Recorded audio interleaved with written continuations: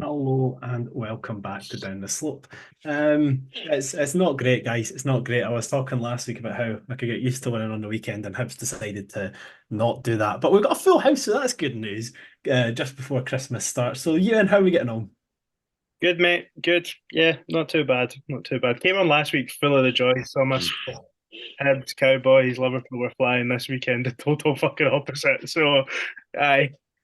Aye, just because I don't get to often brag over people, me and Ewan were head to head in two separate fantasy leagues for NFL, and I absolutely walloped him in both. And now that man's not crawling at all in playoffs. He's just knocked out. His season's ended because of Specky. Get it up, yeah. Liam, how are you getting on? Aye, I'm good. I'm good, mate. I'm good. Lovely for you to start a football podcast with talking about gridiron. That's a good start. Hopefully that's the last mention of gridiron that we ever have on this podcast. All right, showing your age a bit there, saying gridiron for no reason. Ryan, how are you getting on? I'm all right. I've just managed to stop the bleeding from my eyes. I was at the game at the weekend. It was a tough one. Like, It was pretty grim. And speaking of pretty grim, Greg, your response to the weekend's game, if you give us a couple of superlatives to summarise the feelings afterwards. I'm not going to do that. I'm just going to say it wasn't good enough, and we can move on to talk about it.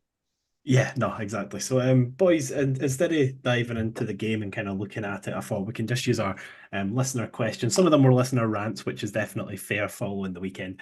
So we'll kind of use that to shape the episode because, being honest, that game on Saturday could have got football stopped. It was utterly terrible and nobody enjoyed it. So Dave Graham sent in, what's the point in changing back four during a game if we still aren't going to get the ball to our forward line? Campbell has to go back to the false nine area, get Boyle out wide, drop one of Jair or Yuan, both equally poor recently, and yes, we desperately need a proper number six.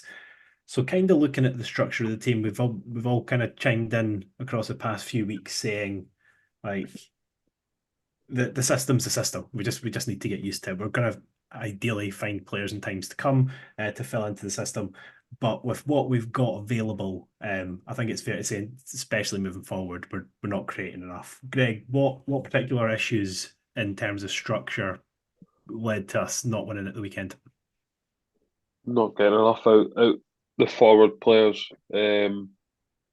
Just not good enough all over the pitch, to be honest. We didn't really adapt to the conditions.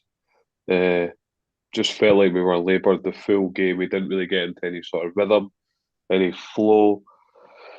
We didn't go and stamp our authority on the game. We just sort of went through the motions, and you're never going to win games when you just go through the motions.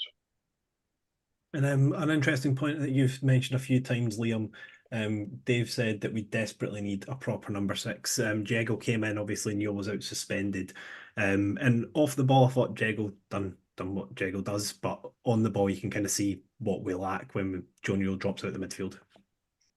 Aye, because like we've spoken before about how the two centre midfielders, if you're going to play a two, need to be exceptionally good.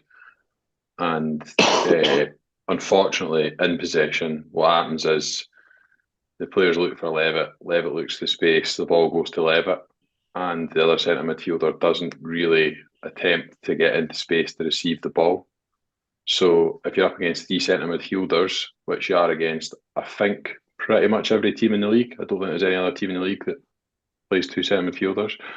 Then you're essentially leaving one midfielder who's capable of receiving the ball against three centre midfielders, which is a massive problem if the other guy's not going to take it. So yes, there is an issue there with us not having a six.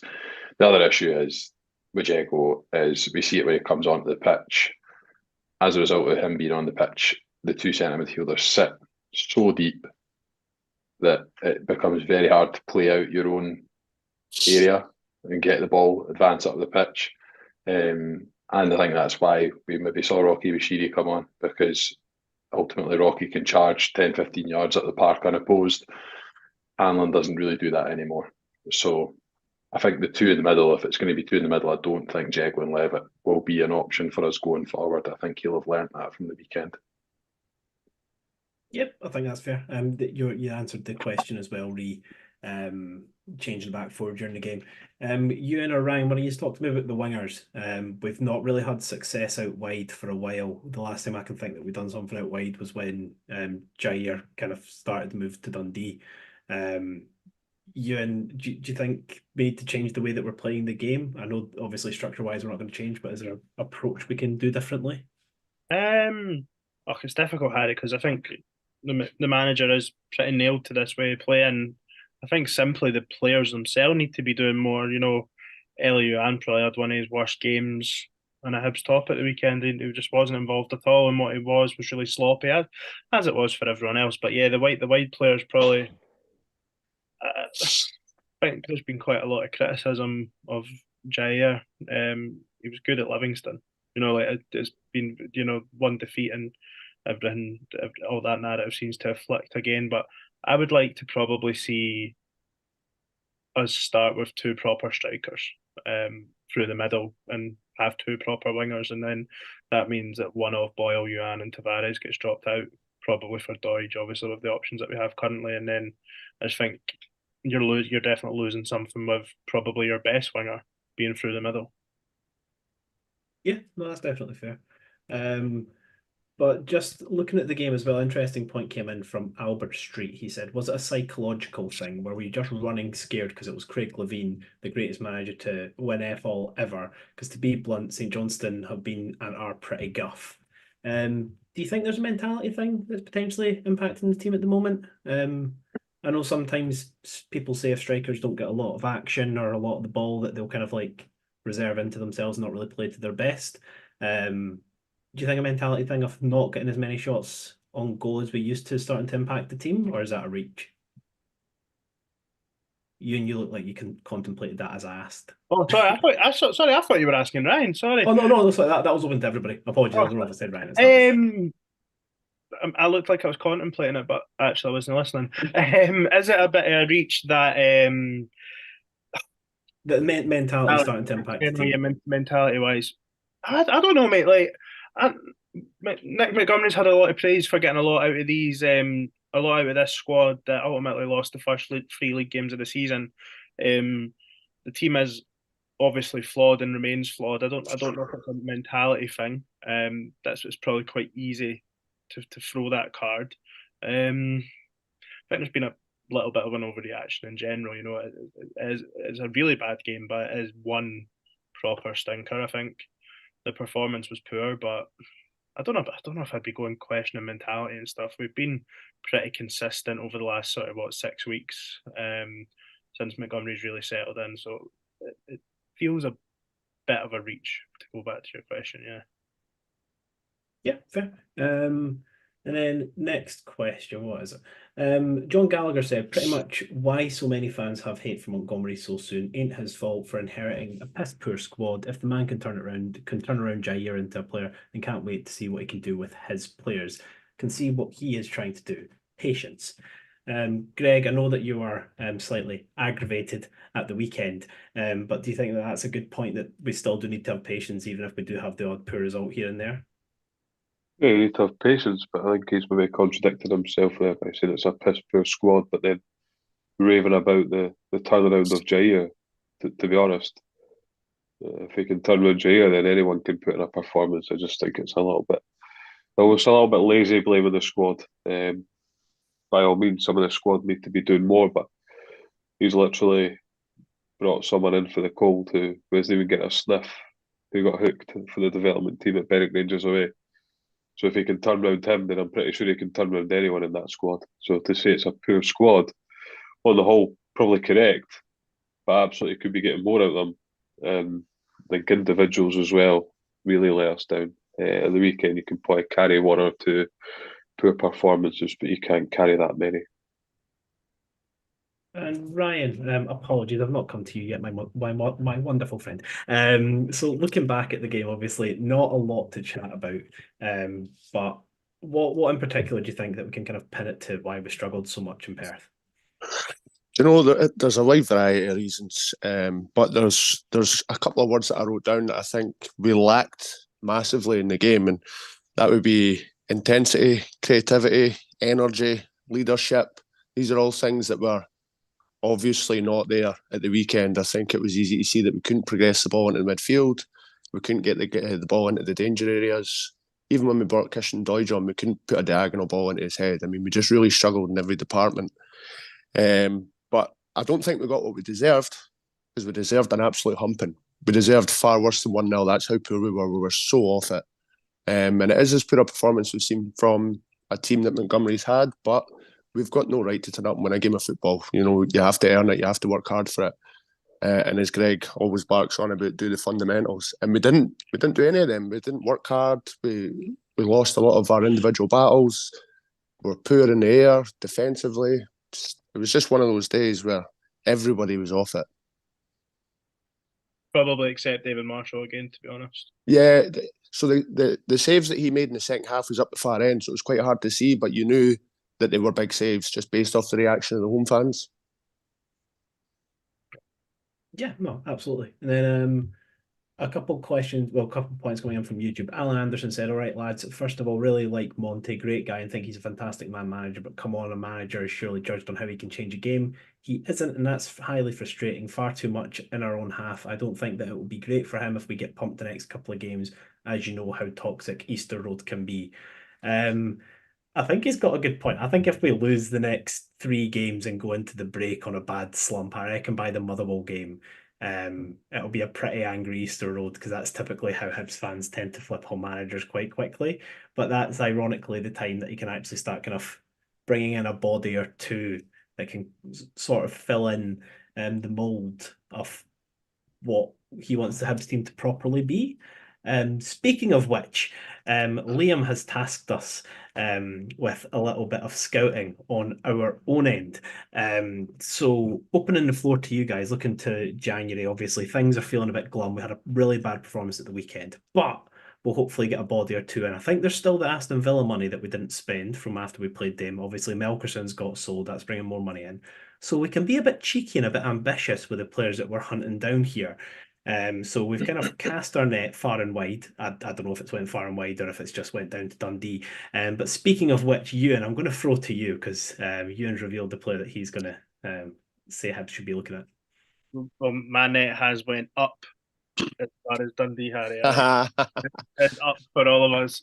Yeah, player that I mentioned very briefly last week, Luke McCowan, 26 years old, central midfielder in the main for Dundee this season, capable of front-footed centre midfielder, if you like. What do you want to know? What do you want me to talk through? What I think of him? I've done a little bit of research. Yeah, I think what you see of him, don't just like read his Wikipedia page, but if you kind of give a synopsis of what you think and how he kind of fits into the current team. I think, well, first of all, I think we all agree we certainly need a body in the middle of the field. I think we could probably do with another option for someone that can fill in these sort of 2 wide positions, and I think he would be able to play in both of the positions. Like I say, has predominantly played on the left-hand side of a 3 and a 3-5-2, 5-3-2 for Dundee this season. They've settled on a 3-5-2 formation since they came to Easter Road, actually. So far this season, he's got 2 goals, 2 assists, but, you know, you can use all these websites for stats and statistics and stuff. He rates inside with FootMob and SofaScore. He's top 15 for chances created, key passes, big chances created, where he's actually third for shots and shots on target per game. They on FootMob they have him as the highest rated player outside the Old Firm so far this season. I think on SofaScore he was about 14th. For me, he can do something I don't think any other midfielders can, and that's drive from deep and is actually a goal threat. He's capable of scoring from outside the box. He scored a direct free kick against Livingston. He scored for 30 yards against Hearts. He also scored for the centre circle for Dundee in pre-season. Something that I thought was interesting. I do think there's a little bit of evidence to what he's done as well, albeit in the Championship last season he had 16 goals and assists, and I was thinking about what would be a good comparison for that for Hibs fans. So I looked at how that stacked up to Scott Allen in his first season with us in the Championship. Scott Allen had 2 goals and 17 assists, so 19 goal contributions. So, you know, we all obviously were massively impressed with Scott Allen in that season. Luke McCowan was pretty much there in terms of goals and assists, more heavily weighted on the goal side last season. Compared that to what I've seen on the Hibs team, Joe Newell was our highest rated player, that he was down in the 20s, at 17th and 20th. And one thing for me, when you look at these creative players, like I say, he ranks in the top 15. The probably best direct comparison with a player maybe at a similar club would be Danny Armstrong at Kilmarnock. Danny Armstrong loses the ball per 90 minutes more than any other player in the league. And I think you would probably expect that. I think we'd all agree, from your creative players to try to do stuff, you would expect them to lose the ball more than others. But Luke McCowan wasn't anywhere near the top of that metric either. So whilst he's a creative threat for Dundee, he looks after the ball well as well. And I think he would be a very good addition to the Hibs team. He's out of contract at the end of next season. And I think he's been impressive in both games against us as well. Fair play. That's some research, by the way. Fair play. I would agree and say it was good, and I would say that Ewan has done a lot of research there, because that was a long description of Luke McCowan. But no, I do agree. I think I got today. I got given To be fair, Ewan, you have to do something, and then you just do what you want to do. Like, last time we asked you to bring 5 players, you brought 15. This time I asked you to bring 1, you bring how many have you got up your sleeve? I've got 1. I've got 1 player. Yeah, you tried Danny Armstrong too, though. You want to sneak him in. You want to get Danny Armstrong in there as well. No, I've been saying that. I think the reason I mentioned Armstrong is I felt like, so he was at the top in most metrics for chances created, stuff like that. But he gave the ball away a lot. Obviously, whereas I think Luke McCowan was down in the 30s in terms of most giving the ball away the most, whereas most creative players in the sort of main focal point for their teams, which I think Luke McCowan definitely has been for Dundee. Who we've seen are a pretty handy side in this league. Profile good, 26, can probably move him. If he came to Hibs and had a good couple of years, he could potentially go again. Maybe not, but just makes sense to me. I think it ticks all the boxes. I think as Hibs fans, we've probably got some scars from signing players from from teams elsewhere in the league. But for me, this one ticks the majority of boxes. I'd be delighted if it was someone the club was looking at. Yeah, and anybody? I don't think it's the type of signing that would get the entire fan base like parading, but I think that a lot of us would be like, yeah, that's a good squad player to have. I don't think he'd probably instantly be first name on the team sheet type player, but every week. Sorry? And what this club needs is more squad players. Like, that's the one thing we're really short of, Harry. There's more guys to come in. You've made I'll be honest, you've made a really compelling argument for him based on what you've said. But he's not a player who excites me. I think this season's the first season really where he's turned it on. I was pals with a guy who spoke to United at working for years. He raved about him and Michael Rose, who we've spoken about previously, and his view that McCowan would go to the absolute top, but it hasn't happened for him for whatever reason. But he has improved massively this season. I'll be honest, if he's going to get in this team, it's probably in a wide area, and I would need some convincing that he's better than Boyle, Ewan, or Tavares. Potentially, he could play behind the centre forward in the sort of role that Campbell's been fulfilling. But I would be worried about him coming in as an R player who's maybe a sort of 6 or 7 out of 10 who doesn't start. I think for me, we spoke previously of maybe how we see the wide players in this team, and I think he would suit playing in one of the wider positions, coming in narrow, and he's more of a goal threat than the current midfielders that we have, in my opinion. I think he would be an upgrade on Josh Campbell. And Campbell scored more goals than him in fewer games this season, though. He scored more goals, but I think overall he's a better rounded player than maybe he's less a goal threat than Josh Campbell. Then but overall, I think he would provide you more of a threat sort of throughout the game, if that makes sense. I think he comes in and starts, or at least I know what Liam's saying though about the squad player thing, but we all rate Ewan very highly. We rate Dylan Vente very highly. We rate Martin Boyle highly. We rate Joe Newell highly. We rate Dylan Levitt highly. So trying to find players that are screamingly obvious, that are better than them, and are in Hibs' budget is going to be difficult. I think what Hibs need to do is sign players that, okay, right, Dylan Levitt's just had a stinker. Someone that will come in on Saturday, and there's not a massive drop off like what we've seen this week when Joe Newell comes out. So I think saying squad players is maybe a bit. No, I don't know what the word I'm looking for, but I want someone to come in and play. Someone that can. I think a first team player is still someone that plays 30 games in a season. That's not for me a squad player. That's someone that is a first team player. If you've got a larger squad of good quality, you know what I mean. Right, we'll agree to disagree on the terminology of squad player then, Ewan. Liam, let's come to you next. What player have you got?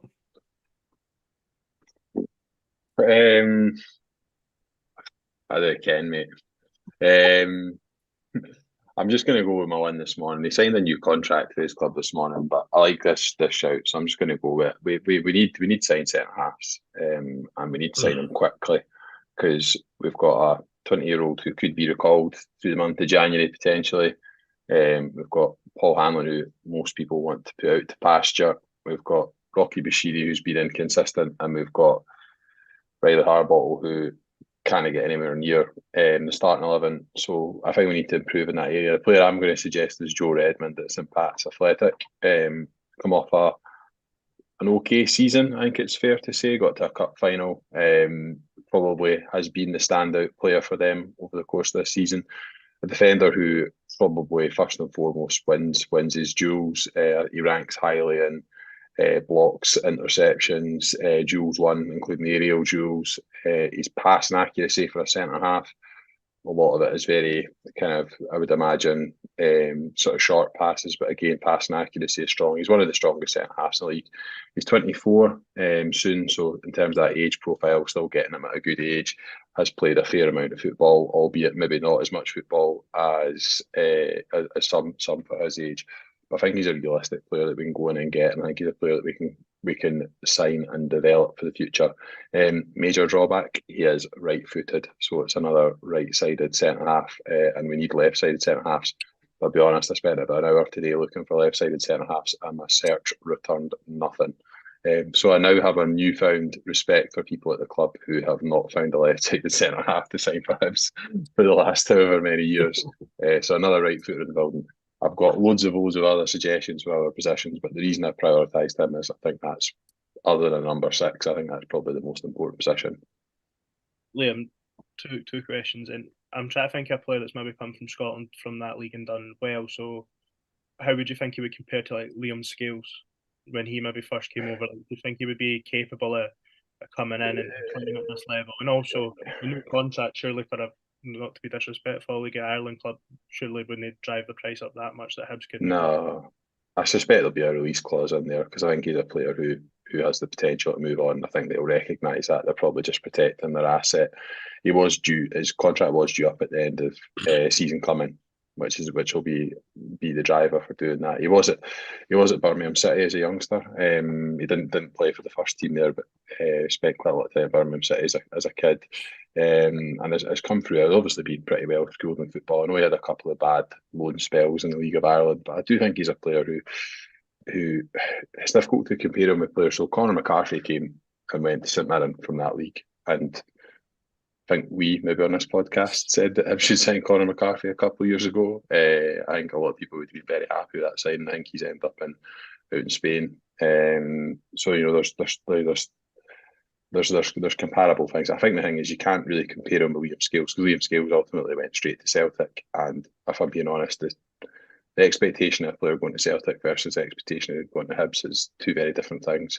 And look at Liam Scales now. You know, he's probably been one of Celtic's best players so far this season. So not the worst. Do you know what I mean in terms of comparable? So do you think he would have probably had a similar career to Scales in Ireland? That's sort of more like, do you think he would be of... Scales moved across when he was a bit younger, and probably hadn't played quite as much football. I would need to have a look, but I think the two of them would be comparable in terms of ability. There's other players. I said in the YouTube comments actually, Keith McGrath said, Dan Casey who plays for Motherwell. I think he's a better player than Dan Casey. Based on the bits I've seen. And the other boy that forgetting his name, boy that was at St Johnstone a couple of seasons ago as well. Cleary, Dan Cleary. Is it Dan Cleary? Yeah. Right? Yeah. He's probably would be a superior player to him as well. So I think his schooling would make me think that he would be someone who could make that transition. Obviously, it's a jump up in standard, but to be honest, most of the players that we're going to be signing are going to be expected to make a jump up in standard. Yeah, well, I think we're all agreed on that. That'd be a fun upgrade. Ryan, coming to you next. Are you looking at the League of Ireland or are you looking elsewhere? No, I mean there's plenty of good talent in the League of Ireland. It's a market that most Scottish teams could probably expose, given that it wouldn't take breaking the bank to bring players over. But I've went down south. I'm going to admit right now I'm not a very good scout, so I'm going to hold my hands up and say that. I've tried to kind of tie it in with Brian McDermott's links to Reading, given that obviously he's got history there and it'd be easy to access the club. So it's a left-sided defender, Clinton Mola. Mola, how do you say it? Mola. So left-sided defender, you can play left back or centre back, but I think he's primarily been playing at left back. I kind of hoped that he'd be a left-sided centre half, to be honest with you. 6 foot, came through the academy at Chelsea, and Stuttgart paid 400,000 for him a couple of years ago, so they obviously seen a wee bit of talent in there. There's a few cons though. I mean, like, he's not played many senior games, and he's had quite long injury spells. He's missed 51 games since 2020 just through injury, so that would be a concern. But I mean, he's strong in the air and he's comfortable on the ball, so it would be a player we'd be kind of bringing in to develop and bring up to our level. Again, Reading are kind of struggling in League One at the minute, so kind of dubious as to whether he could make that jump up or not. But we are screaming out for left-sided centre half, so that's ultimately kind of why I went for him. I've seen him playing a couple of times. He's played every age level from 16s to 21s for England. So again, fairly highly rated in that respect because they've got a lot of talent at young ages. So yeah, I mean, playing in Germany as well, you get quite a good school in there. Yeah, I like. Anybody else know anything on him? Any questions to Ryan on that? Liam probably knows a wee bit. I've not really seen a huge amount of him, to be honest. And obviously Reading are struggling at the wrong end of the table. I mentioned who I would want to sign for Reading last week. Yeah, that would be number one, wouldn't it? Because he's a left-sided centre-back, and that would just be a big, massive tick in the left-sided centre-back box we need to worry about. But I did have a look at Reading too, just because obviously they're a club who are in a bit of a perilous position, and actually there might be an opportunity to maybe pick some of their assets off them. But I think there'll be a lot of clubs in England who will be really well positioned to maybe move in on some of those players, given the fees that they can offer. They've got a couple. They do have a couple of players, Reading, that are doing really well this season. I avoided them purely because exactly what Liam was said there. I just think there'd be clubs that would be willing to help their financial situation out probably more than what Hibs. Like if you're looking for a number 6, Charlie Savage would probably be a really good shout. Robbie Savage's son, obviously. Yeah. Come through at Man United, he would potentially be someone you would look at. But I think the kind of money that they would now be commanding for him would be probably sort of Bill Foley territory. Yeah, they've got a couple of good players. Tom Holmes as well is a good player there, like you say, Savage. I'm just kind of trying to think outside the box because I have mentioned a variety of players across the years on podcasts whenever it comes up to transfer window. So I was probably clutching at straws a little bit, but especially given the situation at left centre back, that was my priority. But Tom McIntyre would obviously be the guy. Indeed. And Greg, the floor is now yours, my friend. I know that you're a centre-back connoisseur, so what centre-backs have you got in your sights? I've got 2, actually, to be fair. One's left-footed, one's right-footed. A new centre-back pairing? Oh my goodness. Yeah. Well, we'll see. One that stuck to this, Matt, the objectives are right. Listen, I do a bit of research here. You should try that sometime and not just look at the players an hour and a half down the road. First one is Anselmo Garcia McNulty, whatever year, who currently plays for PEC Zwolle. Came through the youth academy at Betis and Wolfsburg. Current Republic of Ireland under 21 international. 32 games for NAC Breda last season. 9 for Zwolle this season. He is 20 years old, 6'2" and left-footed, so we tick that box. The second one is Owen Toll from Bolton Wanderers. Previously of Derry City, full international of the North of Ireland.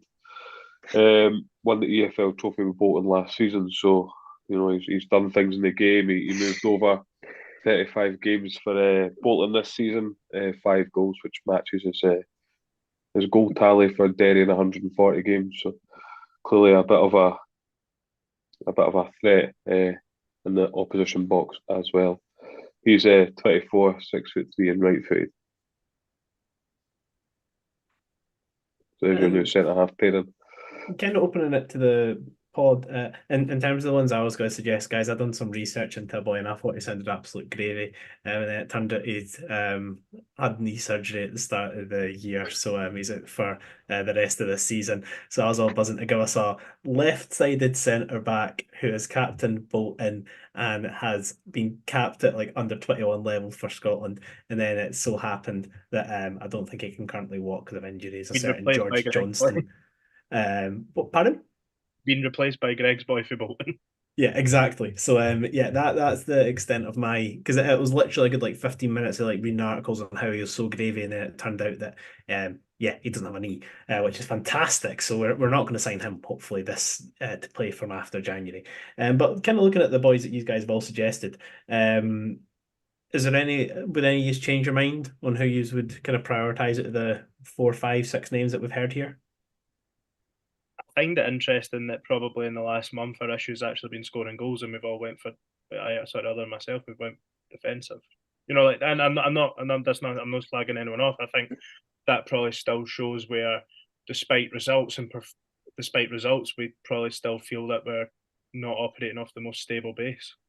If I could only sign three positions this winter, it would be a centre back, centre mid, and a striker. That would be the 3 positions I would fill as a priority. Probably in that order as well. Like 1, 2, 3. Centre back, centre mid. I'd go centre mid, centre back, striker. Right. I just don't feel like we have any depth when it comes to the defensive area. I mean, we've got guys coming back from injury further up the park, centre midfielder, McCurdy a striker, and Cadden who's quite versatile. Whereas everybody that's fit and available in the defensive area, like that is what we've got. Yep. No, so I'd be kind of worried a wee bit about the depth and where we go from there. You need to plug the hole at left centre half. Like you just need to. There's no other option. Whether they come in and start or not, you need to plug it because it's a gap, and it's been a worry for a number of years now because we've not actually done anything about it. I feel like that's not a slight on Rocky because I think he's done well since he's played there, but I would rather players play on their comfortable side rather than playing on the opposite side. For what it's worth, it's not that anybody gives a shit about my opinion, but I think Rocky's probably been better than Fish. So if you bring in a left-sided centre half, it'd be a tussle between those two to see who gets the shirt at this moment in time. I sort of I think I kind of agree. I don't think there's really an awful lot in it between Rocky and Fish, to be honest. I do think that centre midfielder one's key because I think what we need to find is the right balance, and I think we're close to having the right balance in Newland Levitt in there. But when we go outside Newland Levitt, and let's be honest, so many times where the two of them aren't able to play, there's something really sorely lacking. I think ultimately it's maybe not just one thing. It's the sort of mobility. It's the ability to get from box to box. It's the ability to shut down the space when we need to be a bit more aggressive. And it's, to be honest, we are missing someone who is going to provide a bit of a goal threat from the centre midfield. It kind of feels like that we're asking one player to do the job of like maybe 4 or 5 players that are missing at the moment. You know, so a signing has almost got to be kind of the perfect player to slot in there, and I'm not sure that player's even out there is available. The only person I could think of today when I was having to think off the top of my head who maybe has those characteristics is Greg Docherty, which probably is a category of its own. Former Hibs players, you know, Greg Docherty is as mobile as they come and could score a goal and could also do the dirty side of the game. Maybe wasn't the most accomplished passer of a football, but did all the other things well. So feel free to start that as a new conversation, Harry, if you want to former Hibs players that we should sign, because I know Hibs fans love that topic of discussion. One thing that we need to do is we need to make sure that our medical team are up to par and working hard, because we're going to bring back Kyle McGuinness, because that is who you've explained for that like 7-8 game stint in which he was magic at everything. Shouldn't he joke about that? You see, he made his comeback at the weekend and got taken off injured again. Oh, seriously? It was his first game back. I think it was his first game back after maybe, because you had that run at the start of the season and he got injured, and then Hibs fans like, I told you so. But I think that was maybe his first game back at the weekend there, and I think he got taken off for injury again. Some people would just get unlucky with it. I reckon he'll go down as a massive what if. But anyway, you were going to jump in there after Liam said about the midfielder. No, I do think obviously we've all went for players that we'd want to see come in on a permanent basis, and we've spoke enough about the benefits to signing someone permanently over loan, but especially again we've sort of all caveated it about like you don't want to do too much in January. I don't know when we are talking about these gaps in the squad that pretend the option of maybe getting a loan in from a higher league or a bigger club might just be the best thing for January. I know it's not ideal because then you're sort of left in the summer with a CJ Egan Riley shaped hole in the squad or whatever, but it might just be what's needed to complement what's there currently. I would love him back. I know. I would love him back. Like because like Liam said, when I don't know if it was my one or Liam's, but we if you're signing someone permanently, you're looking to see if they can make a step up more than likely. Loans, you're potentially looking at arguably a higher caliber of player, apparently, coming in to demand a place in the team. We've seen loan players be able to come in and influence from January through to the end of the season, be that an Egan Riley or a Scott Allen or a Canberry, or like we have seen loan players get you to where you sort of want them to be come the end of the season. So I think as the window comes closer and then you see that performance at the weekend, it maybe opens your eyes a wee bit and goes, maybe we do need some gap fillers as well as some nailed on players that are maybe going to be here for 3 or 4 years. Just to touch on a comment, that came in earlier about the manager affecting the game during the game. You look at the bench on Saturday. What do we have that affects the game? So maybe it is a case of bringing in guys that come off the bench and make an impact. Whether that be a lone player or a younger player that is looking to make a step up. I just think we're really struggling for impact players just now to come off the bench and change the game. I agree to an extent, but I also think if you leave players on the pitch who are being completely ineffective and don't even try and change then that's also I just think if you're going to be this beacon of I'm going to play the young guys, well, Lotnikov's sitting on the bench, like why not bring him on for Jego? I do agree with you, Ryan. I think we are lacking players that you would have real faith in coming on to change the game, but to be honest, the manager's getting less out of Doidge than we were getting out of him during the early part of the season. I don't know what the sort of underlying thing is there. So you maybe even when he comes on, you're not even like, oh, great, Doidge is coming on. He brought Campbell on it right back.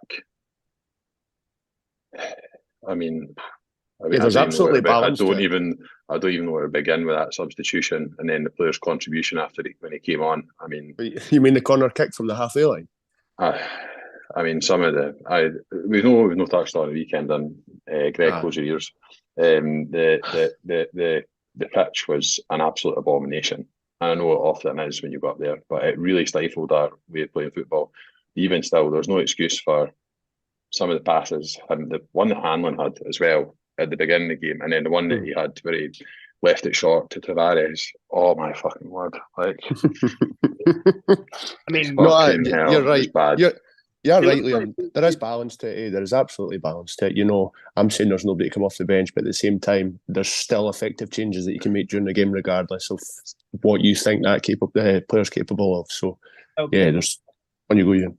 It'll be interesting come January to see what we do in the market, because obviously we're all saying that we're sort of sticking rigidly to this sort of 4-4-2, whatever you want to say it. But is he only doing that because that's the players he's got? Is he going to go and sign a different profile of player and go with 3 in the middle of the park? Because I'll be honest with you, because I think if he was going to do that, he would have done it by now, because the players he's got suit something else.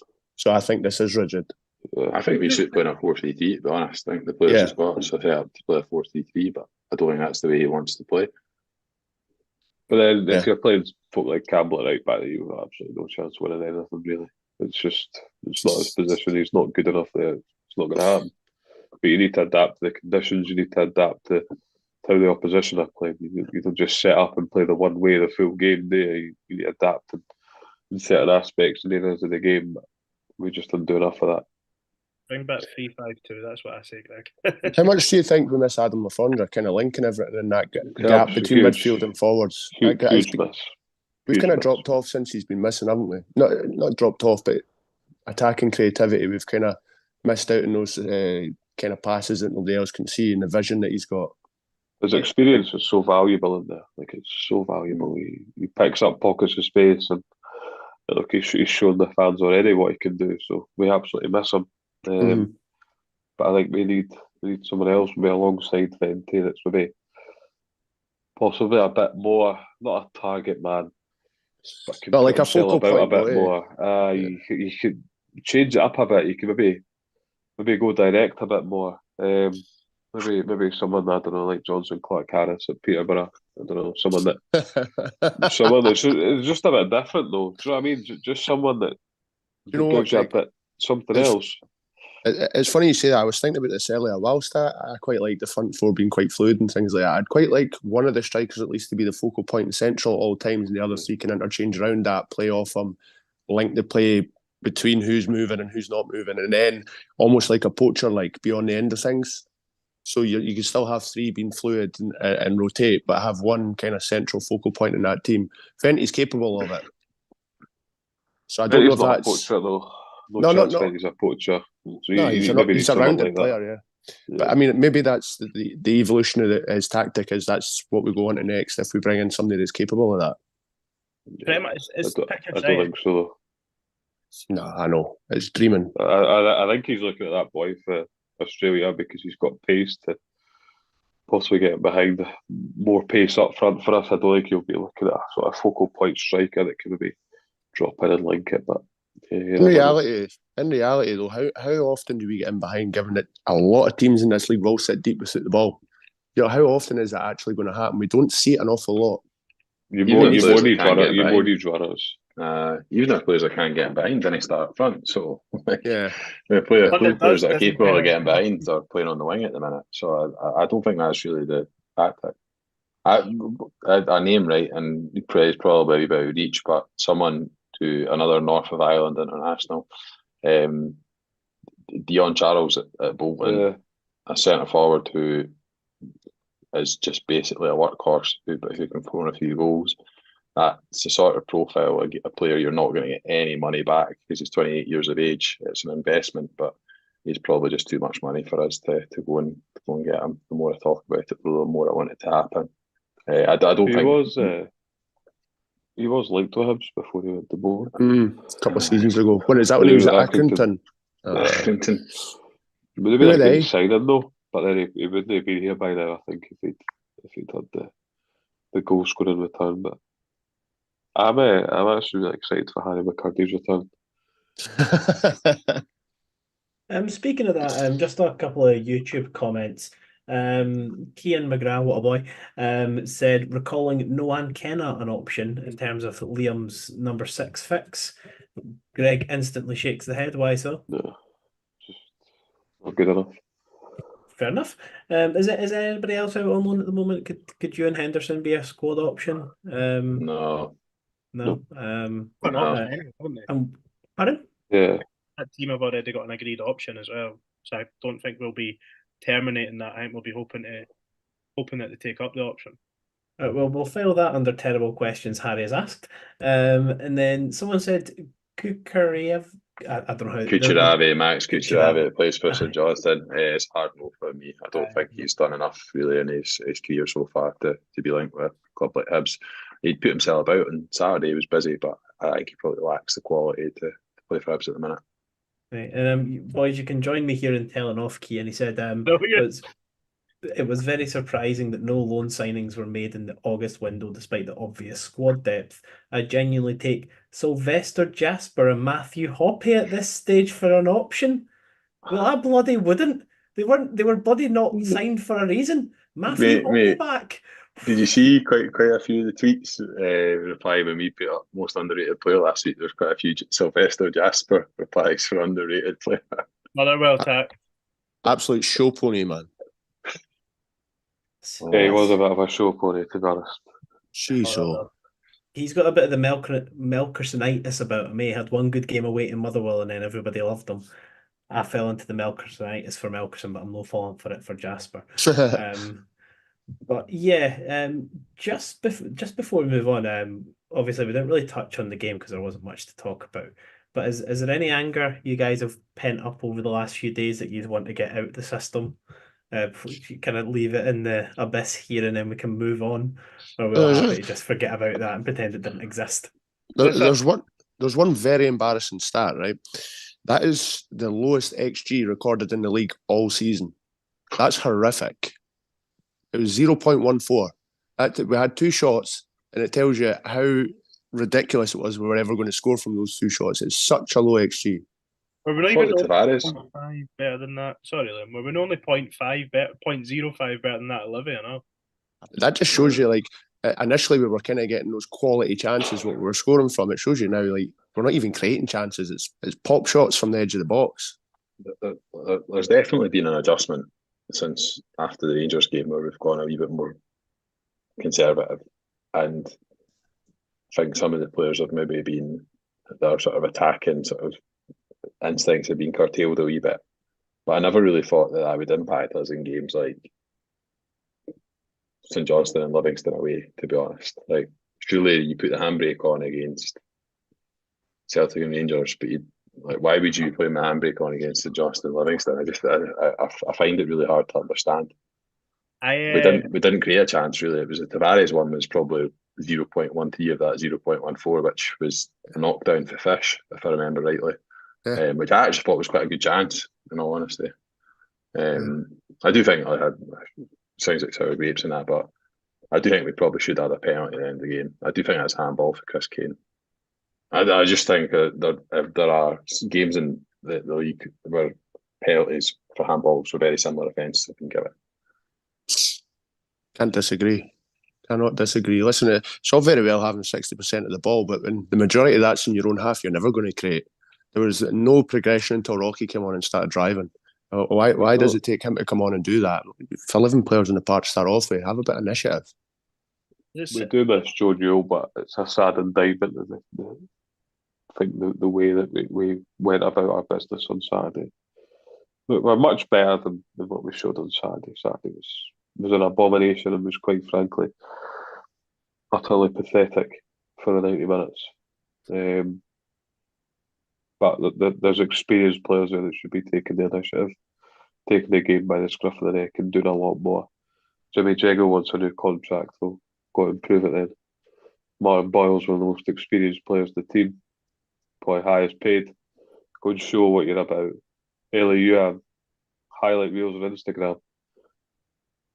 Go and show what you can do as well. I just feel like they just turned up and decided to arse about for an hour and a half and then fuck off home. Like, it's just nowhere near good enough for this club. On top of that, we've had a bit of a rollicking after the game on Saturday and today, because that needs rectified ASAP.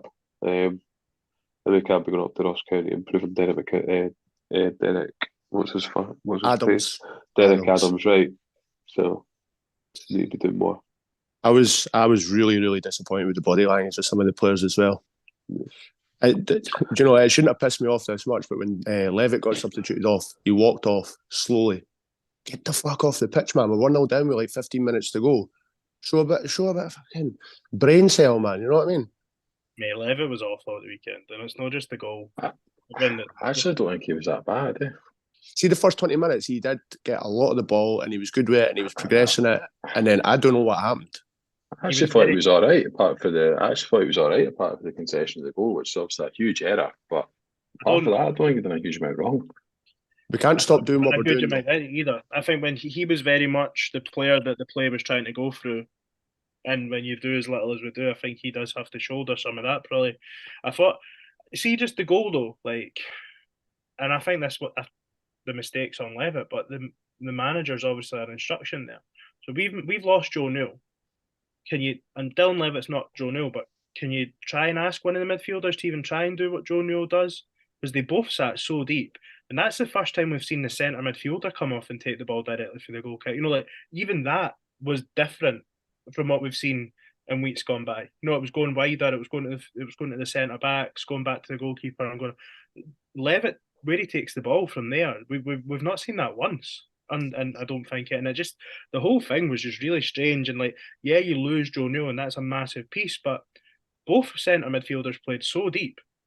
And that's the gaps between the two centre midfielders and Tavares and Yuan, like, it was incredible. Like, even if we were playing, every player was playing so well, we were going to have to score a wonder goal because the gaps across the pitch were incredible. Really, it was bizarre to me, really bizarre.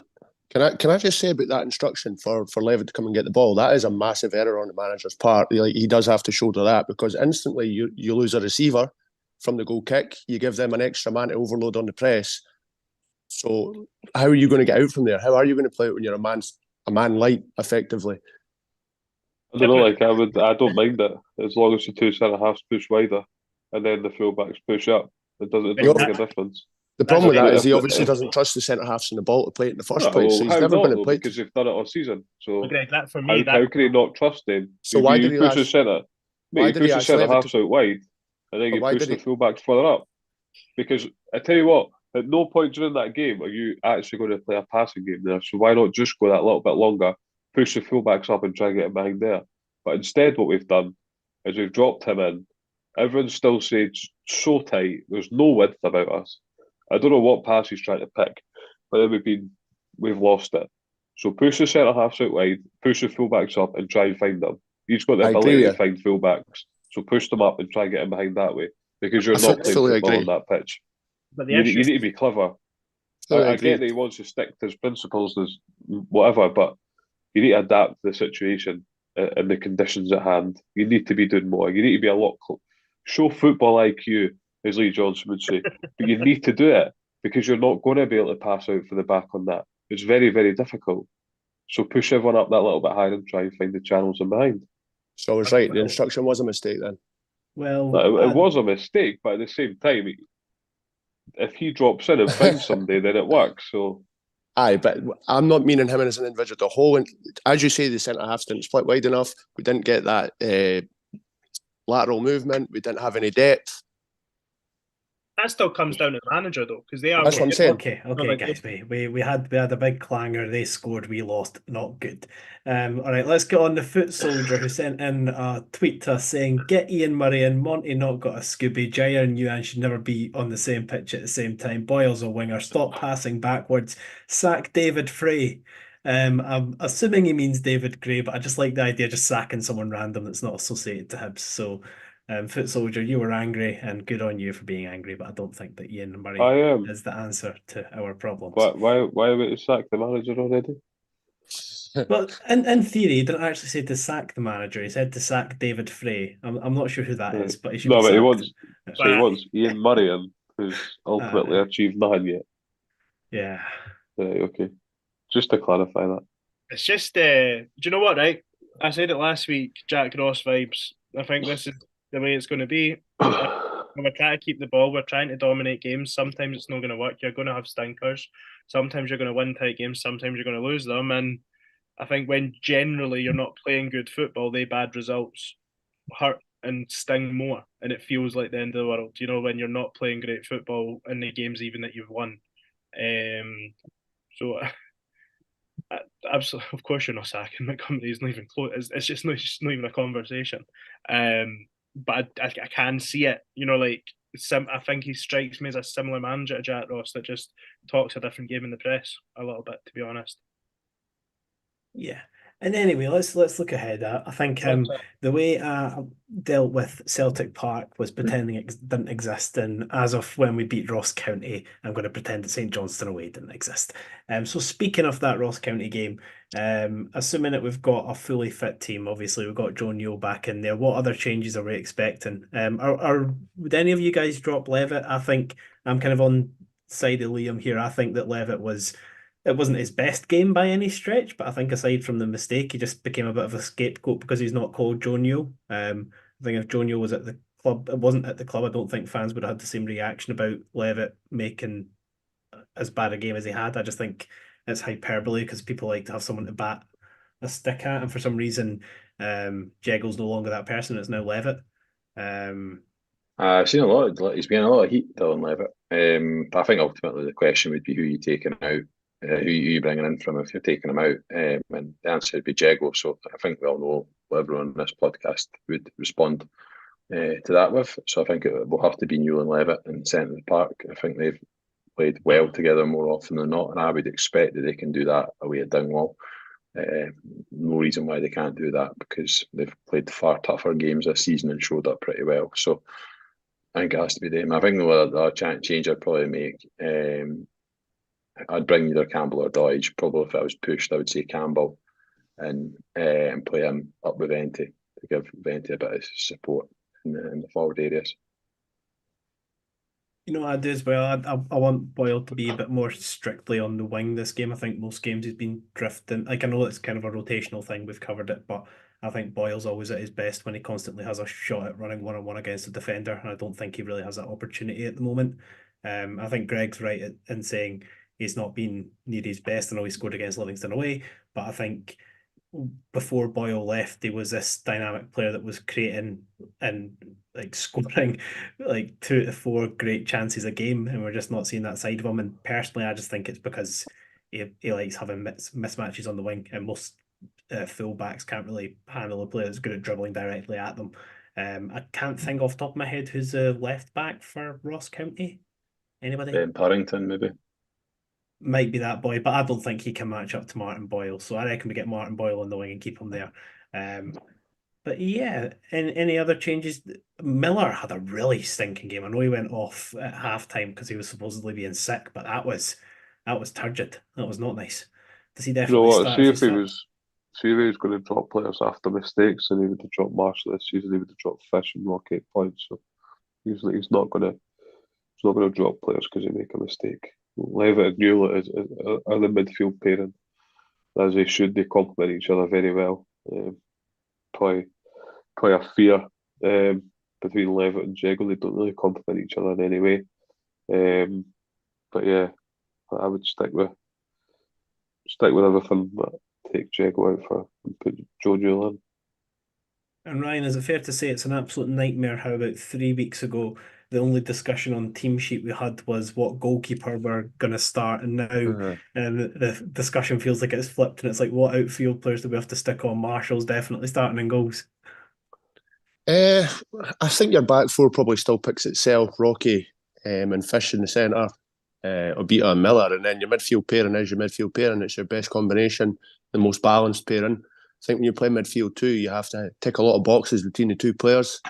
Joe Neal's got the athleticism to get box to box, shut down the spaces, and he can drive. He's a very good ball carrier. Levitt, as I've said before, kind of acts as that quarterback and can pick out passes. But Joe Neal is pivotal to the team because he enables us to get so much further up the park. As we've seen at the weekend, both Levitt and Joe have a tendency to sit almost right in front of the two centre halves. So Joe is pivotal to getting the whole team up the park. So in a lot of ways, the team probably picks itself, despite the poor form that we've been. Not poor form. The last 2 games haven't been great, but I mean, you could make changes. However, I think it's still go with your strongest 11. Yeah. Although I have to say, Liam does make a very valid point about getting support up there from Campbell. He is a goal threat as well. Sorry, Greg. Sorry, can we just talk about Derek Adams and his comments after the game? Can I just talk about changes, by the way? Because I'd make 4. Nah, we don't hear him. I just thought it was mental that he came out and basically lambasted the quality of Scottish football when he was literally at Morecambe like a month ago. Yeah. I'm actually surprised. I'll be surprised if he's still there at the weekend after the comments, to be honest. You think he'll get sacked? I think that's a sackable offence. It was interesting, it was. I think that's a sackable offence, to be honest. The way he's just come back up and started lambasting the game. And his squad. He was and the squad. Aye. Watched him get a reaction on Saturday, though. I think him and the owner are pretty tight. I think he might have had.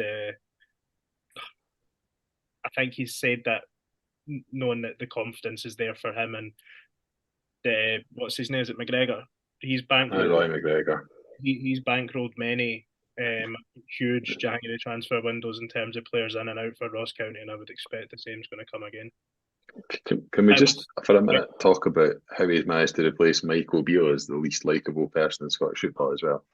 I never liked him when he was at Hibs, but he is just really unlikable. He's just got this horrible feeling that he's speaking to person that's interviewing me. He's just got this horrible sort of superiority that he's kind of like standing over them, and he's like worshipped up there. Like Ross County fans love him. I don't really care why, but they think he's the second coming of God.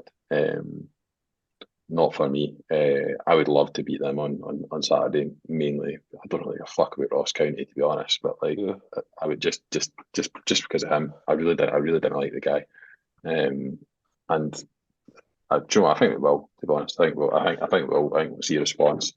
The thing with Derek Adams' comments, that can go one of two ways. The players can either react and try and prove you wrong, or the players down tools. There's probably no in between. I think he's got.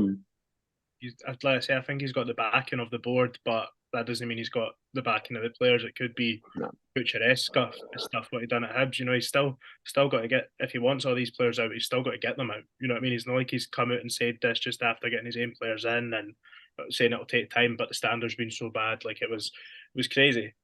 What's his accent, by the way? I just can't stand listening to that. Like, I don't even like whatever it was is horrific. But I was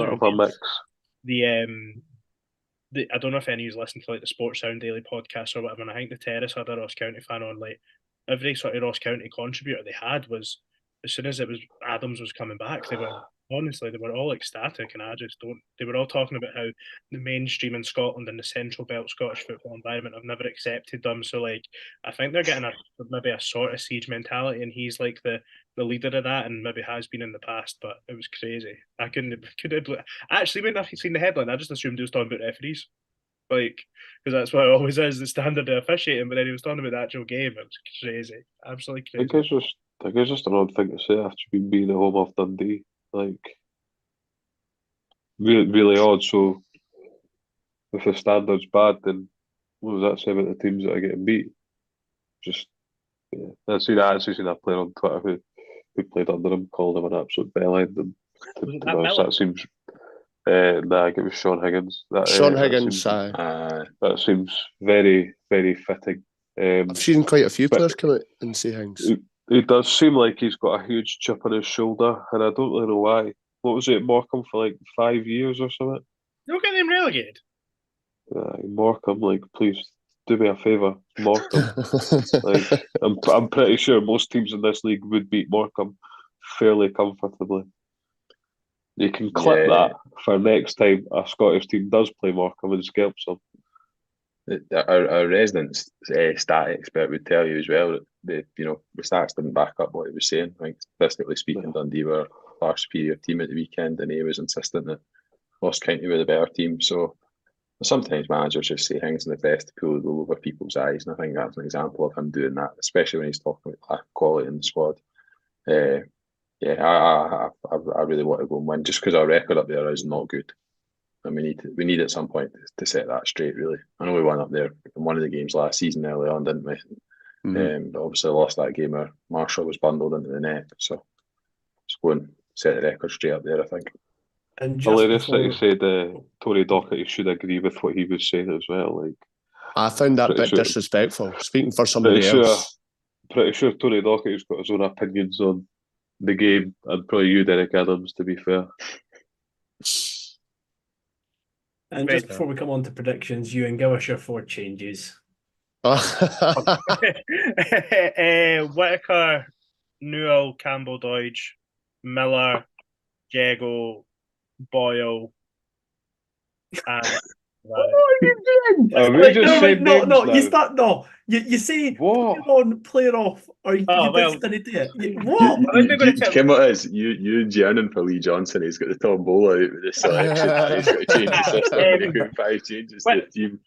Whittaker into right back, Newell back into midfield, Dodge up top with Venti, and Josh Campbell back into the sort of more advanced position for, to be honest, either Yuan or Boyle, to be honest, or Gia, any of them.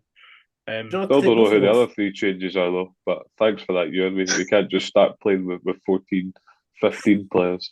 Already said Whittaker into right back, so that'll be for Lewis, Miller, Greg. Right, okay.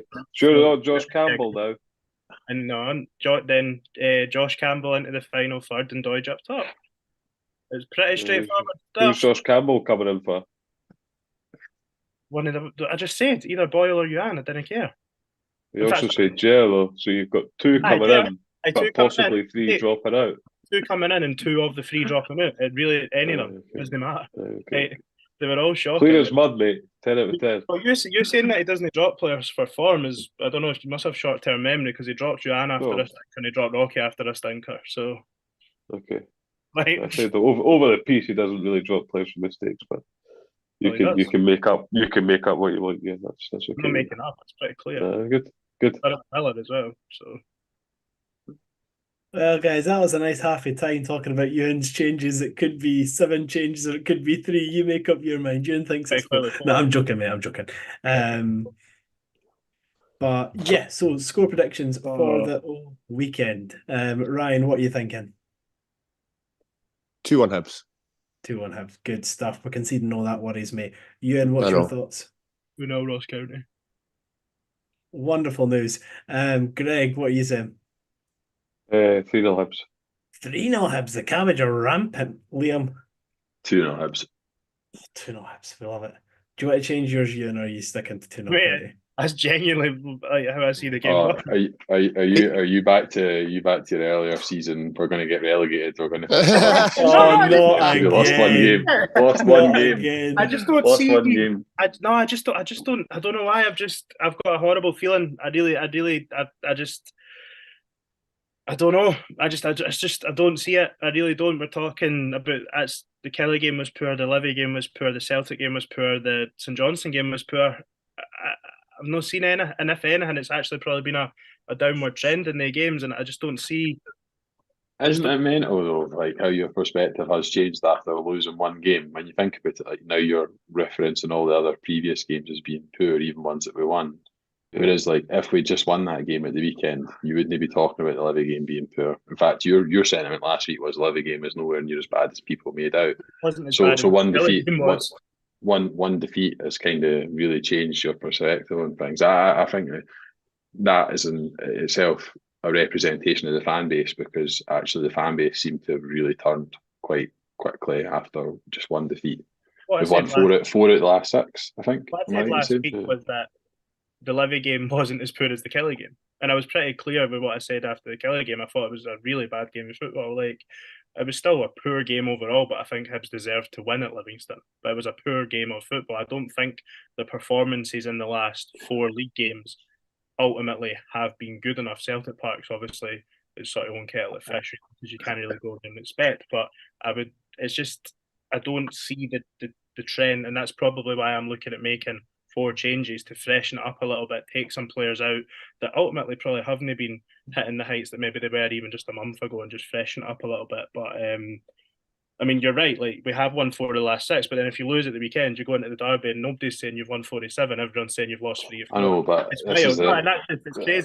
No, it is. But I mean, we started this podcast with Harry saying if we lose the next 3, the manager's going to be under pressure. Like, lost one game. Like, I think everyone just gets a wee bit too carried away after one defeat, and everyone starts thinking every game's going to be a defeat. Like, there's nothing about this team that suggests to me that we're going to go and lose 4 in a row. I could end up with egg on my face, but I think that is very unlikely to happen. In fact, I think we'll see a response at the weekend.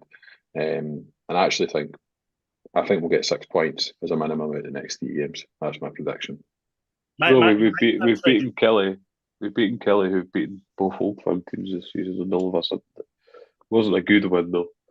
So you win games of football. Do you know what I mean? You get 3 points. That's all that matters. So you've gone about the Livy game. Livy's a shite place to go, but you went and you've won there ultimately.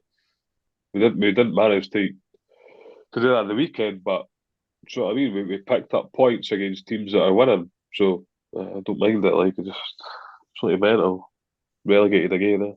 That's funny though. Like, not. I never said it wasn't. They weren't good wins. I just said we never played well, which we didn't. But Greg's talking about shit places to go. Harry, you said Kelly was a hard place to go in Montgomery's first game, and he blew a gasket. So it's weird how people's opinions change on that. Because you were 2-0 up. That's how the game goes. You said it wasn't a hard place to go. The pitch was irrelevant. I'm just saying, it's crazy how people's perspectives change. But I'm the only one that's not allowed to do that. We're still getting relegated. Yeah. I never once said we did. We were going to get relegated. We're in a bit of a dogfight though, weren't we? Trying to score points, you are just launching the ball at each other. I never once said we were going to get relegated. Never once said we were. We're trickling towards it though, yeah. All I said was I didn't think we'll win this weekend. I don't. That's okay. Well, I think we're going to win 1-0. and I think it's going to be rubbish, but I'm going to enjoy it. I'm going up to Dingwall, and it's going to be a good time, guys. Well, it doesn't feel like the happiest vibes we're leaving you with, but thanks as always, everybody on YouTube that has joined us. Thank you for everybody listening on the streaming services, and we will catch you next time. Goodbye. Bye.